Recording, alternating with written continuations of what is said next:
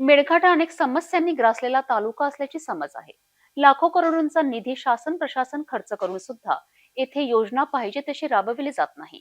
आता येथीलच जिल्हा परिषद शाळेतील धक्कादायक प्रकार समोर आला आहे. दुपारच्या मध्यान्ह वेळी विद्यार्थ्यांना देण्यात येणाऱ्या पोषण आहारात चक्क अळ्या आढळल्याचा खळबळजनक प्रकार समोर आल्याने आरोग्य प्रशासन खडबडून जागे झालेत. अमरावतीच्या अतिदुर्गम समजल्या जाणाऱ्या मेळघाटमधून धक्कादायक बातमी समोर आली आहे.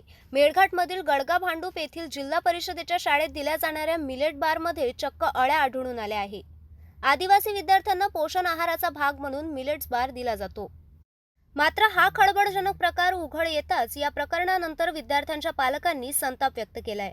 शाळेत निकृष्ट दर्जाचा बार दिला जात असल्याचा आरोप संतप्त पालकांनी केलाय.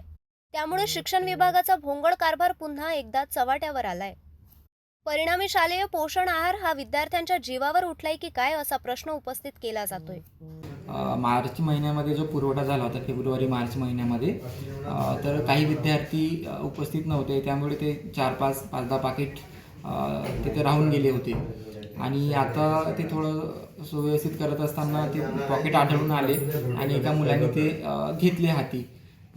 परंतु जेव्हा ते लक्षात आलं आमच्या शिक्षकांच्या, तर त्यांनी ते पॉकेट घेतले आणि त्याला डिस्ट्रॉयसुद्धा करायसाठी सांगितलं त्यांना. आम्हीसुद्धा माहिती जशी आली तशी आमच्यानुसार, आणि असे जे पॉकेट्स असतील तर त्यांना विद्यार्थ्यांना खाण्यासाठी न देता ते निकृष्ट दर्जाचे असतील तर ते डिस्ट्रॉय करावे, आम्ही असं सांगितलेलं आहे. पुरवठादार जे आहेत तर ते नागपूरचे आहेत, जस्ट किचन म्हणून आहे. तर त्यांना हा पुरवठा मिळालेला आहे.